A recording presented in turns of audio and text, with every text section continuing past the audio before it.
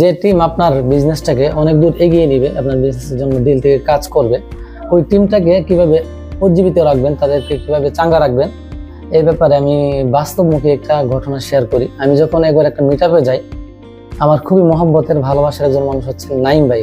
ঠিক আছে, উনি জীবনে অনেক স্ট্রাগল করেছেন এবং এখন একটা পর্যায়ে আছেন, লাখ এবং কোটি টাকার বিজনেস নিয়ে কাজ করতেছেন। উনি দুইটা বিষয় বলেছিলেন যে উনি ওনার টিমদেরকে কিভাবে চাঙ্গা রাখেন, তাদেরকে কিভাবে কেয়ারিং করেন। নাম্বার ওয়ান, যারা বিবাহিত তারা যখন বাসায় যায় তাদের পকেটে বা হাতে 20 টাকা 50 টাকা ধরিয়ে দিই যে আপনার বাচ্চার জন্য, পরিবারের জন্য একটা জিনিস নিয়ে যায়। এটা মাঝে মধ্যে উনি করেন। এটা হচ্ছে বিবাহিত, কারণ সন্তানদের প্রতি, পরিবারের প্রতি সবাই দুর্বল। এটা যদি পরিমাণটা সামান্য, কিন্তু সে অনেকটা কাবু হয়ে যায়। নাম্বার টু, যারা অবিবাহিত, চেংরা পোলাপান, যুবক পোলাপান আছে, ওদেরকে জীবিত রাখে যে তোমরা যদি এই গোলটা ফিল আপ করো, এই টার্গেটটা ফিল আপ করো, তোমাদের জন্য এরকম বিরিয়ানির আয়োজন, তেহারির আয়োজন, তাদেরকে